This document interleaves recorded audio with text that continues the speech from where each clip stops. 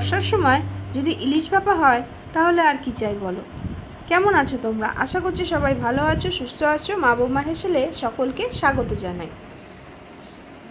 আজকে আমি যে ঘরোয়া পদ্ধতিতে যেভাবে আর কি ইলিশ ভাপা করে থাকি সেটাই তোমাদের সাথে শেয়ার করব। সবাই একরকমভাবে করে না, এক একজন এক একভাবে করে। তো আমি যেভাবে করে থাকি সেটাই তোমাদের সাথে আজকে শেয়ার করছি। দেখো, এখানে বেশ খানিকটা পরিমাণে সর্ষের তেল দিয়ে দিয়েছি কড়াইতে। তেলটা গরম হওয়ার জন্য একটু টাইম দিচ্ছি আর কি। আর এখানে 2 পিস মাছ দিয়েই আমি দেখাচ্ছি আর কি। আমি এখানে দেখো মাছটা আগে থেকেই নুন হলুদ মাখিয়ে রেখেছিলাম। এবার তেলটা গরম হওয়ার পরে আমি কিন্তু তেলের মধ্যে কালো জিরে ফোড়ন দিয়ে দিয়েছি। একদমই খুব সামান্য, মানে ছোটো চামচের হাফ চামচের মতো কালো জিরে ফোড়ন দিয়ে দিয়েছি, খুব বেশি দরকার নেই। এবার মাছটা আমি দিয়ে দিলাম। 2 পিস করলাম কেন বলো তো? যতই 4 জন থাকি না কেন, আমার ছেলে, আমার হাজব্যান্ড, ওরা কেউ মাছ খায় না। আমি আর আমার শাশুড়ি মা মাছ খাই আর কি। ওরা কেউ মাছ খেতে চায় না, সেই জন্যই করা হয় না আর কি। দেখো, আবার মাছটা একদম হালকা করে দিয়ে জাস্ট এই 2 মিনিটের মতো রেখে তারপরে আবার উল্টে দিলাম, যাতে একদম লাল লাল ভাজা না হয়।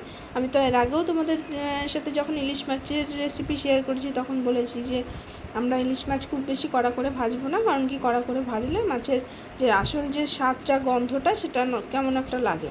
এবার দেখো, এখানে কালো সর্ষে আর কাঁচা লঙ্কা বেশ খানিকটা বেটে নিয়েছিলাম। এবার একটা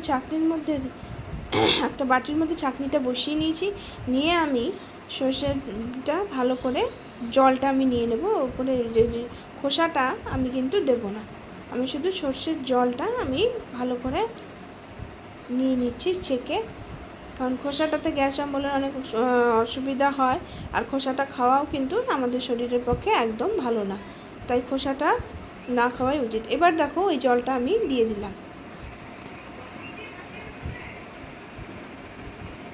দিয়ে দেওয়ার পরে এবার আমি ওটা ভালো করে নেড়ে চেড়ে নিচ্ছি।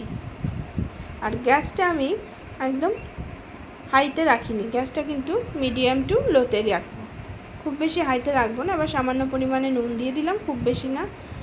দিয়ে তার মধ্যে একদমই সামান্য পরিমাণে হলুদ, ছোটো চামচের 1 চামচের মতো হলুদ গুঁড়ো দিয়ে দিলাম। দিয়ে আমি 4-5টা কাঁচা লঙ্কাগুলো খুব ঝাল, তাই জন্য বেটে নিয়েছিলাম দেখে আমি কিন্তু। আর এটাতে, আর যেহেতু ভাপা হবে সেই জন্য এটাতে আমি লঙ্কার গুঁড়ো কিছু দেবো না। আর 2টো কাঁচা লঙ্কা আমি এর মধ্যে চিড়ে দিয়ে দিলাম। দিয়ে এবার দেখো ঢাকা দিয়ে দিয়েছি একদম গ্যাসটা সিম করে। ঠিক 5 মিনিট পরে ঢাকাটা খুলে দিলাম। দেখো কি সুন্দর লাগছে। এরপরে আবার একটু ঢাকা দিয়ে দিয়েছিলাম যাতে গ্রেভিটা আরেকটু হয়ে যায়।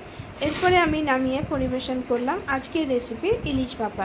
রেসিপিটা কেমন লাগলো অবশ্যই সবাই কমেন্ট করে জানিও। ভালো লাগলে আমার চ্যানেলটিকে লাইক, শেয়ার আর সাবস্ক্রাইব করতে ভুলো না। পাশে থাকা বেল আইকনটা অবশ্যই প্রেস করো, যাতে নিত্য নতুন ভিডিওর আপডেট তোমাদের কাছে পৌঁছে যায়। আর তোমরা যেভাবে আমার পাশে আছো, আশা করছি আগামী দিনেও তোমরা এইভাবে পাশে থাকবে। আর আমিও চাইবো আগামী দিনে যেন তোমরা এইভাবে